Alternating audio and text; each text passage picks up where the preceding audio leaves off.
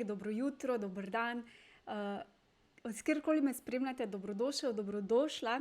Danes smo live in sicer na YouTubu, v Facebook skupini in pa na Instagramu. Tako da pozdravček vsem.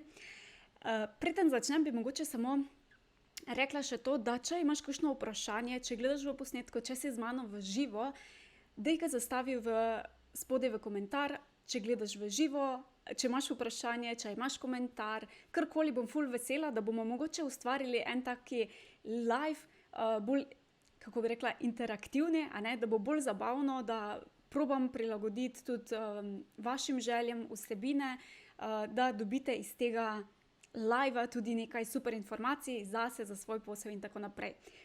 Današnja tema je 5 načinov, kako izstopiti iz konkurence. In zdaj, preden grem sploh na teh 5 načinov, želim ustaviti pri tem, da sem prišla malo pogledati, kako v SSKJ opredelijo konkurenco.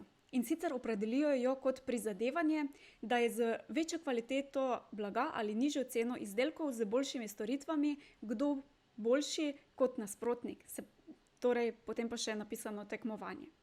Torej, po domače povedano, recimo, da to pomeni, da gre v bistvu pri konkurenci za to, da tekmujemo s tem, kdo ima boljše storitve in kdo ima nižjo ceno. In zdaj, če imamo to našo ponudbo ali pa storitve enako med sabo podjetniki, recimo 2 podjetji, in potem tekmujeta v bistvu za ceno, kaj v bistvu potem tekmujeta? Tekmujeta za to, kdo bo imel najnižjo ceno.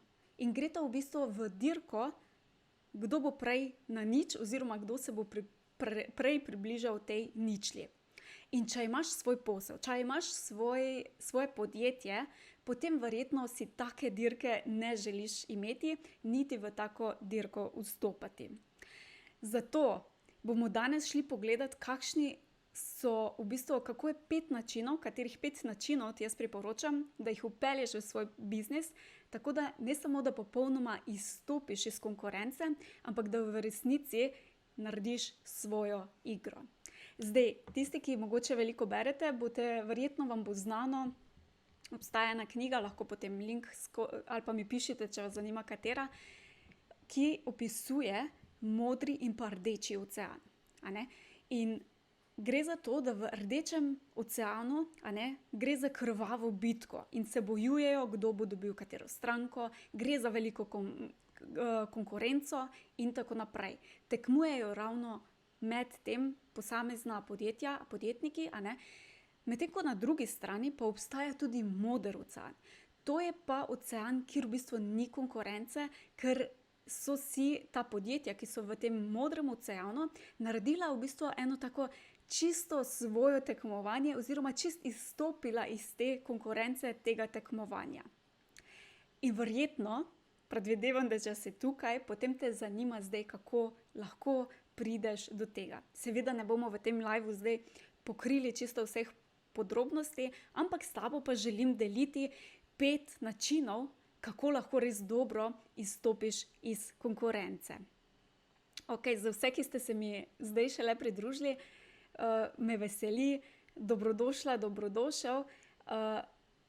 V komentar te vabim, da zapišeš svoje mnenje, kako ti mogoče gledaš na konkurenco. A verjameš, da obstaja konkurenca, ali verjameš bolj to, da niti ne? Ali kaj je zate konkurenca? Res me zanima, ker velikokrat so tukaj različna mnenja. Na eni strani so tisti, ki verjamejo v konkurenco in verjamejo v to, da moramo imeti vsi isto ponudbo in se potem borimo za cene, kdo bo imel najnižjo ali pa vse zelo podobne, in da obstajajo eni kalupi, poti, katerim moramo slediti. Na drugi strani pa je veliko takih, ki verjamejo tudi, da lahko izstopijo popolnoma iz te igre konkurence in ustvarijo svojo igro, svoje tekmovanje, svojo dirko, ki je čisto na drugem nivoju. Pa gremo kar v akcijo. Poglejmo, kaj je ta prvi način, ki sem ga najprej želela s tabo deliti. In sicer ta je, verjetno bo marsikdo uganil, unikatna ponudba. Kaj mislim zdaj z to unikatno ponudbo? Unikatna ponudba je v bistvu ponudba, ki je magnetično privlačna in pa unikatna za tvoje idealne stranke. Poudarek za tvoje idealne stranke. In kaj je pri tej ponudbi tako zelo pomembno, je v bistvu to, da poznaš, kdo tvoje idealne stranke so. Kakšni so njeni problemi, kakšne so njene potrebe, zahteve in tako naprej. To je najbolj, vem, da skoraj na vsakem videu verjetno se dotaknem tega, da kako zelo pomembno je poznati svojo idealno stranko, ampak če želiš ustvariti unikatno ponudbo, ki bo pisana tvoje idealne stranki in taka, ki se ji v bistvu bo skoraj nemogoče upreti, potem v bistvu moraš poznati, kdo ta idealna stranka je, kaj potrebuje, kaj so njene težave, kako jo lahko še dodatno najbolj maksimalno podpreš pri reševanju problema, ki ga pač rešuješ, a ne? In potem je ta ponudba mora biti sestavljena iz teh pravih elementov, tako da bo res pisana na kožo tvoji idealni stranki. In tvoja idealna stranka mora biti postavljena zelo specifično, čim bolj ozko določeno, da je točno vemo, da točno veš, kdo je tvoja idealna stranka. A ne? Bolj kot se fokusiraš, bolj ko imaš specifično to svojo idealno stranko postavljeno, bolj ti bo enostavno postaviti oziroma oblikovati unikatno ponudbo. A ne? In seveda ta ponudba mora reševati problem, ki si ga tvoja idealna stranka želi rešiti in ki je zanjo urgenten. Ker če mi rešujemo nek problem in imamo idealno stranko, ki tega problema nima, ali pa mogoče ga ima, pa se ji ni tako, kako bi rekla, težavno, ne trpi zaradi tega problema tako, da bi se sploh z njim ukvarjala, potem v bistvu zamujamo veliko priložnosti. Potem mogoče najverjetneje nismo targirali ta pravih idealnih strank. Ne? Tako da tukaj je fino pogledati, kdo je tvoja idealna stranka, kako jo lahko maksimalno podpreš, a ne? In na kakšen način ji lahko pripraviš ponudbo, da bo po najbolj učinkovito in najhitreje prišla do rešitve, ki si jo želi. In tukaj je fino razmišljati tudi o tem, da ponudimo nekaj čisto novega, nekaj svežega, nekaj, kar še ni poznano, v nasprotju kot nekaj samo malo drugačnega. Zakaj? Primer ti dam, da bo lažje razumeti in vem, da je ta primer zelo taki mogoče banalen, ampak ajde, dajmo ga vzeti. Če pogledamo hujšanje, a ne? Zdaj, če delamo za hujšanje recimo neko ponudbo, je verjetno tvoja prva misel to, da v ponudbo daš pač več se gibaj, manj pa jej. A ne? In če je tvoja ponudba, tvoj pristop takšen, da je sestavljen iz tega tvojega, v bistvu bojo tvoji obiskovalci oziroma potencialne stranke to prebrali in rekli, ok, to sem že 100-krat probal in zame ne deluje. A ne? In je še samo ena neka modaliteta, nekaj mogoče malo drugače zapakirano, v resnici pa gre samo za to, da pač manj jej pa da pejt na eno face dieto, a ne, na eno hudo dieto recimo, pa treniraj vsaj enkrat na dan, 1 uro na dan, pa boš shujšal oziroma shujšala. Če je takšna ponudba, potem ne bo niti unikatna, niti privlačna za stranko in ker gre samo za neko modaliteto, niti ne bo mogoče pritegnila njene pozornosti. Če pa gremo na drugo stran, a ne, in razmišljamo o tem, da ponudimo res nekaj novega, nekaj, kar bo pretreslo, pa bo mogoče ta potencialna stranka rekla, wow, a to je tudi možno, a ne, pa bo veliko bolj spodbudilo njeno zanimanje in tudi v bistvu radovednost po tem, da ok, tega pa še nisem sprobala, mogoče je zdaj čas, da pa to mogoče zdaj sprobam, da dam v prakso. To je nekaj čisto novega, nek nov pristop, a ne nekaj res novega, ne samo svežega ali pa osveženega, ampak res neki novi pristop, ki ga še ne poznamo, mogoče lahko to sprobam. In če ponudiš recimo, seveda jaz nisem strokovnjakinja za hujšanje, za prehrano, ampak dam ti primer samo zato, da si znamo boljše predstavljati. Če bi bilo recimo primer, da v tej drugi varianti pa je ključno pri tem, da začneš več jesti in pa se čisto normalno, naravno gibati, kot so recimo samo sprehodi, pa lahko zelo hitro recimo shujšaš. A ne? To bo za marsikoga verjetno zelo veliko bolj privlačno. Tako da, če razmišljaš o tem, da je nekaj novega oziroma neka modaliteta, je vedno boljše izbrati nekaj novega, nekaj revolucionarnega, a ne? Nekaj res novost. Ker to je veliko bolj privlačno za stranke. Zdaj, ne bom seveda šla v same podrobnosti, kako sestaviti ponudbo, ker na to temo najdeš na mojem YouTubu že kar nekaj videov. 2 neustavljivo privlačna unikatna ponudba in pa kako do magnetično privlačne ponudbe, recimo sta 2, ki se lotevata oziroma kjer ti po korakih točno povem, kako v bistvu lahko narediš ponudbo. Tako da lahko greš na moj YouTube, lahko pogledaš na mojem blogu, lahko pogledaš tudi pod videom, bom pustila linke. Čisto na kratko, kako se lotiti, pa ti lahko delim tako. Zdaj, v mojem mentorskem programu, smo z mojimi legendarni delali ravno to vajo, da smo ustvarjali v bistvu ponudbo. In zdaj, katere elemente v bistvu vključiti v tvojo ponudbo. In ena zelo taka kratka, enostavna vaja, ki jo lahko tudi ti komot uporabiš, je ta, da si v bistvu na list papirja ali pa nekam, napišeš seznam vseh razlogov, zakaj se potencialne stranke ne odločijo za tvojo ponudbo. Potem napišeš vse razloge, zakaj se nasplošno v tvoji branži mogoče, kaj so tisti razlogi, da se ne odločijo za to vrstne ponudbe, in pa tudi, da se pogledaš in pa res razmisliš, zakaj vse tvoje stranke mogoče nimajo rezultatov, uspešnih rezultatov, kot si jih želiš ali pa želijo. Kje se jim zatakne? In potem, ko imaš ta seznam vseh teh problemov, vseh teh težav, greš za vsako ta težavo oziroma ta problem poiskati rešitev. To je lahko rešitev, ki je vezana nekaj, kar ti že itak ponujaš, lahko je nekaj, kar mogoče ponuja kakšen drugi podjetnik, podjetnica, in skozi te rešitve potem razmisliš, katere rešitve so najbolj smiselne, da jih vključiš v to ponudbo. Zakaj? Zaradi tega, ker v takšni ponudbi torej še dodatno podpreš svojo idealno stranko. Zato, da se bo odločila za rešitev in zato, da bo bolj uspešno prišla do svojega problema, ker je zmagovalna kombinacija za vse vpletene.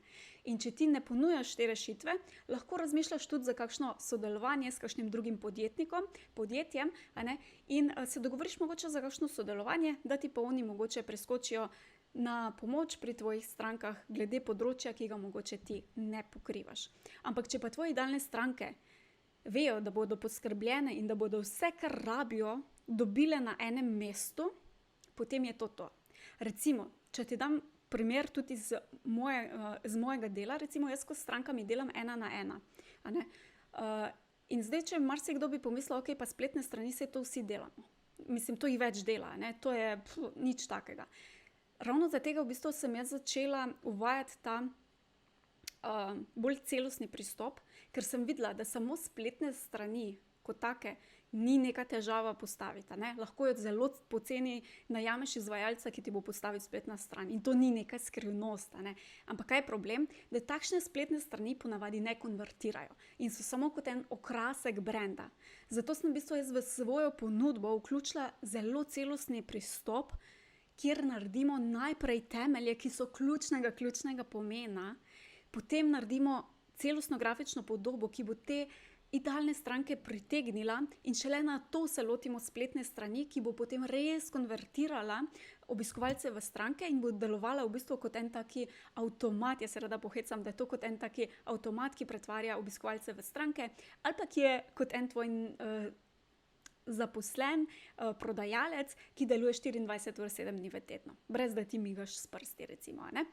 Tako da to je zelo pomembno, torej, da razmisliš, kako lahko svoje idealne stranke maksimalno podpreš in jim pripraviš eno tako fantastično ponudbo. Ok, gremo hitro naprej, ker vidim, da sem se kar zapletla že v tej ponudbi. In sicer dajmo pogledati zdaj drugo točko. Druga točka je pa vizualni izgled brenda, ki že na prvi pogled pritegne pozornost tvoje idealne stranke. Kaj mislim s tem?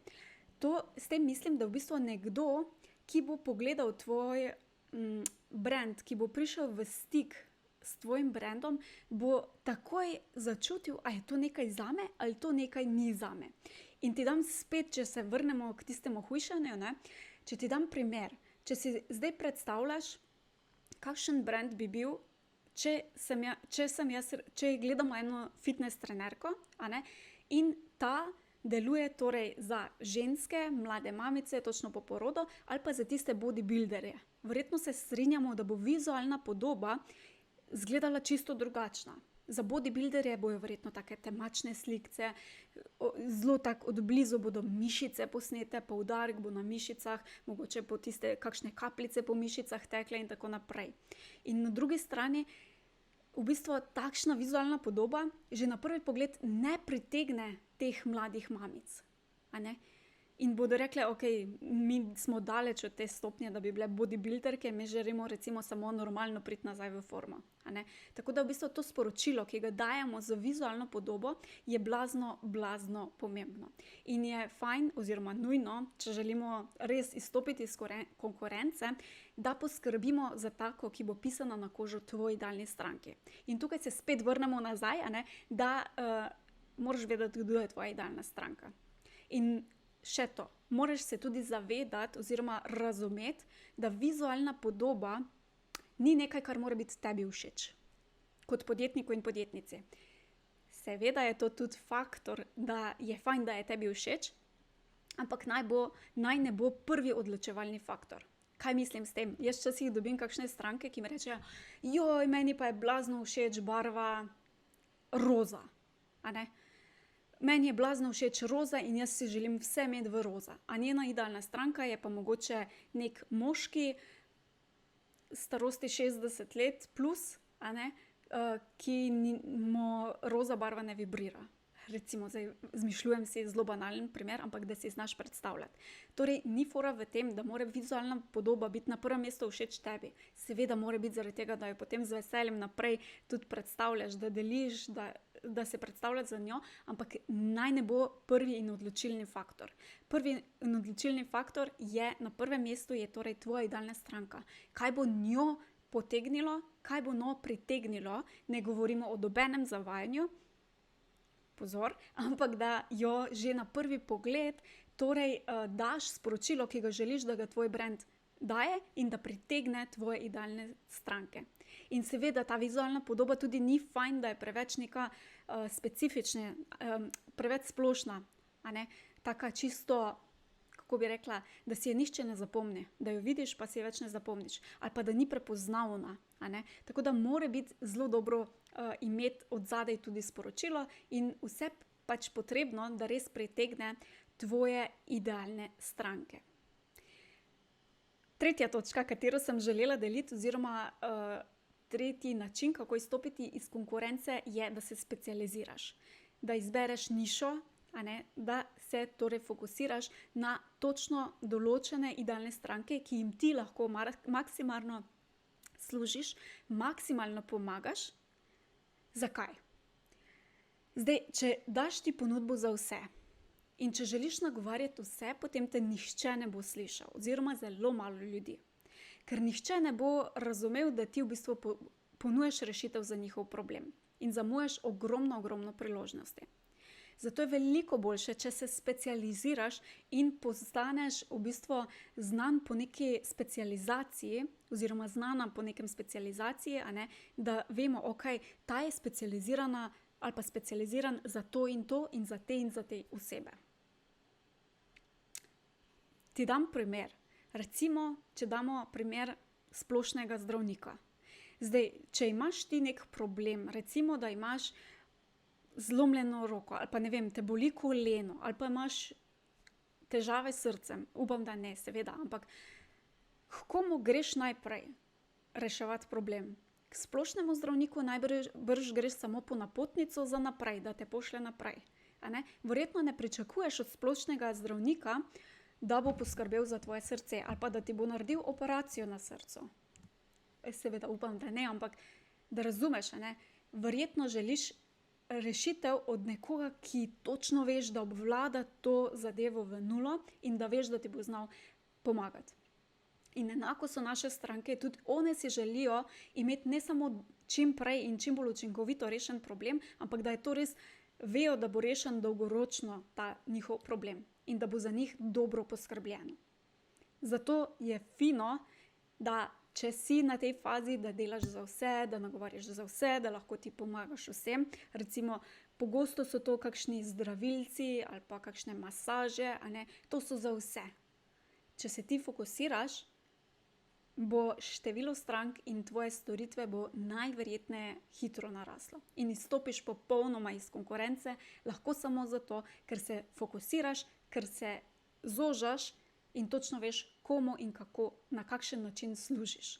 Ker lahko potem tudi ponudbo, sporočilo in vse ostalo prilagodiš točno tem tvojim idealnim strankam. In bodo te idealne stranke takoj v bistvu magnetično pritegnile se k tebi. Ne?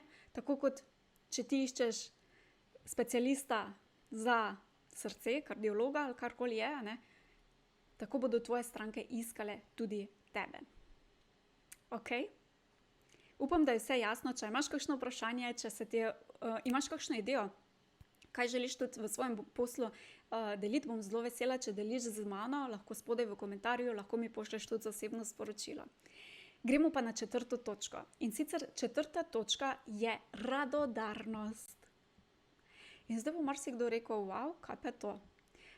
Kaj sem mislila z radodarnostjo? Radodarnost je verjetno zelo pogosta pri zelo veliko podjetnikih in podjetnicah, da smo radodarni, da želimo veliko dajati svojemu občinstvu, svojim strankam, jih podpreti.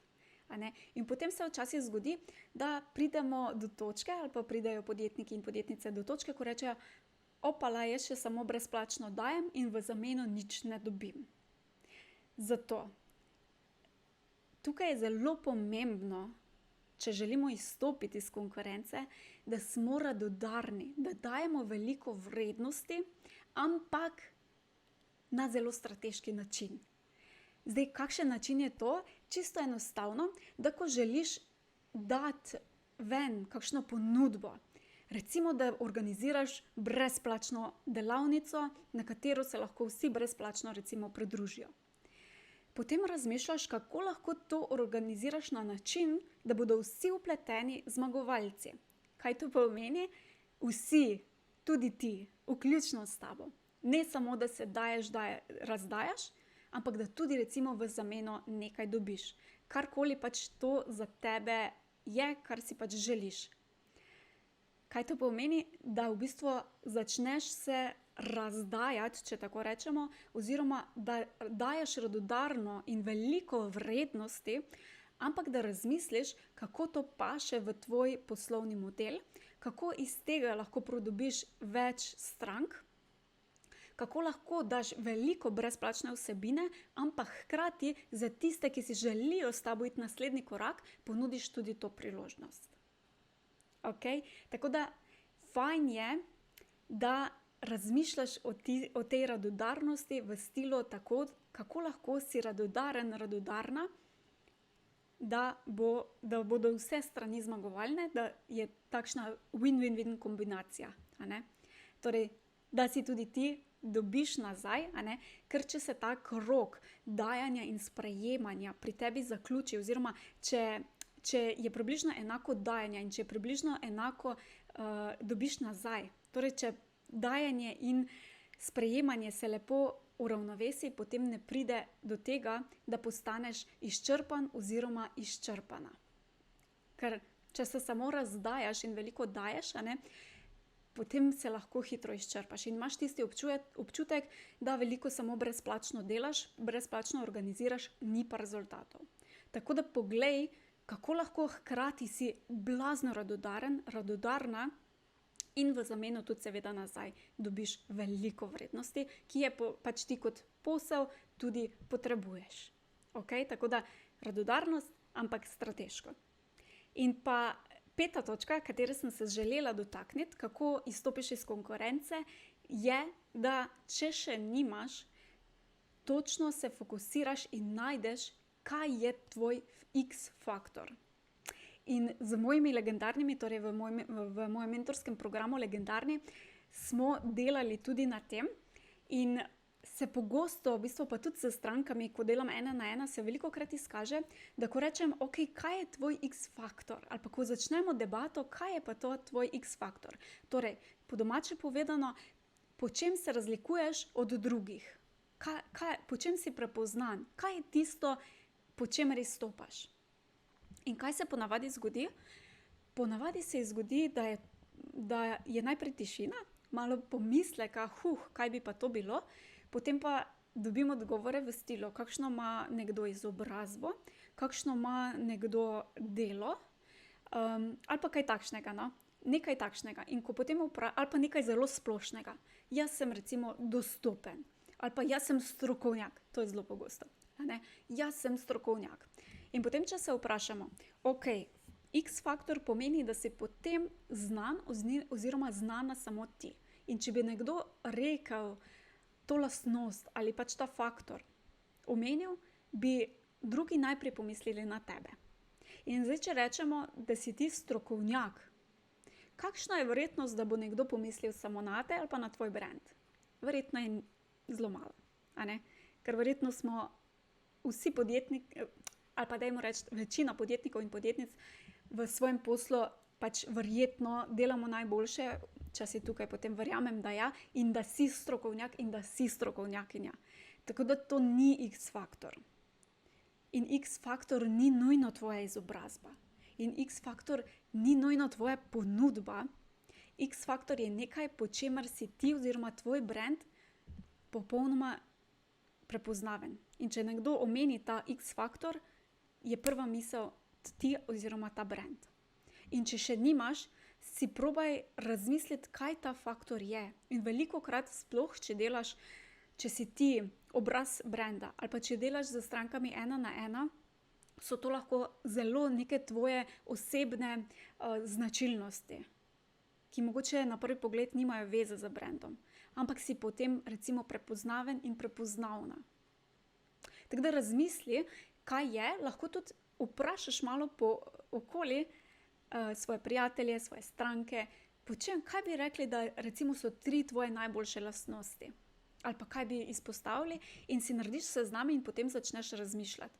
In potem ta X-faktor lahko velikokrat uporabiš pri svojemu brandu.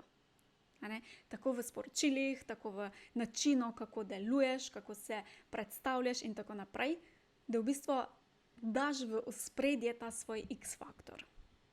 In če recimo bi bil radodarnost tvoj X-faktor, ampak to je preveč splošno, ampak recimo, če je radodarnost, potem lahko tvoj posel tako deluje, da je radodaren, da stranke dobijo veliko, in lahko to lepo vpelješ.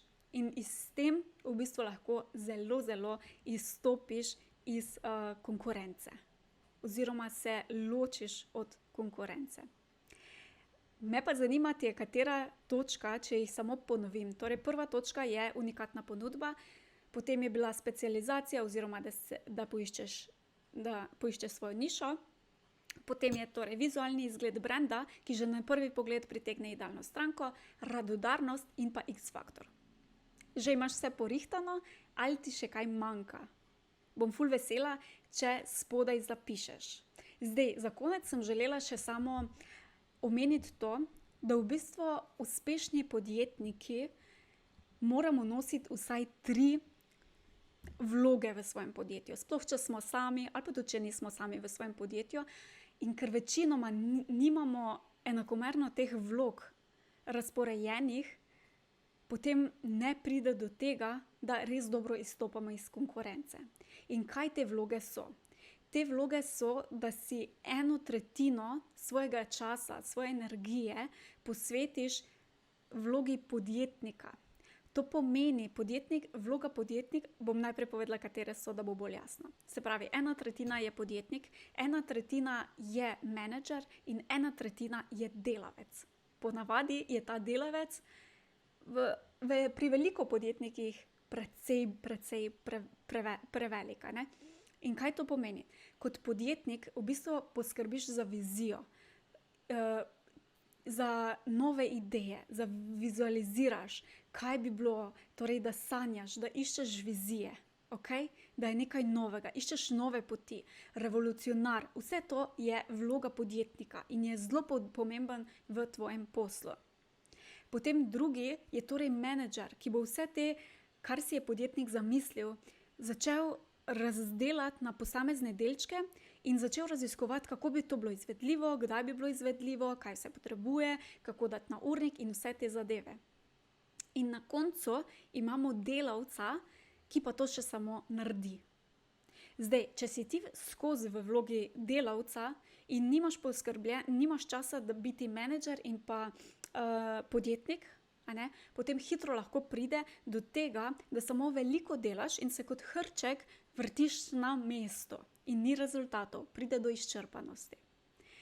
Tako da, če še nisi nikoli razmišljal v tej smeri, razmisli malo, koliko v poslu res nameniš posameznemu temu delu oziroma posamezni vlogi, zaradi tega, da bo tvoje podjetje, tvoj posel bolj gladko teklo. Ker potrebni so vsi. Sploh, če želiš izstopiti iz konkurence, kar je današnja tema, je zelo, zelo pomembno, da poskrbiš za vizije, da tvoje podjetje, tvoj posel, tvoj brand ima vizijo, večjo vizijo, da ima neke revolucionarne projekte, ki peljejo potem naprej in da se ti projekti potem seveda tudi oživijo, a ne, in se maksimizirajo tudi njihov potencial. Tako da, evo, to je teh 5 točk, 5 načinov, kako lahko izstopiš iz konkurence.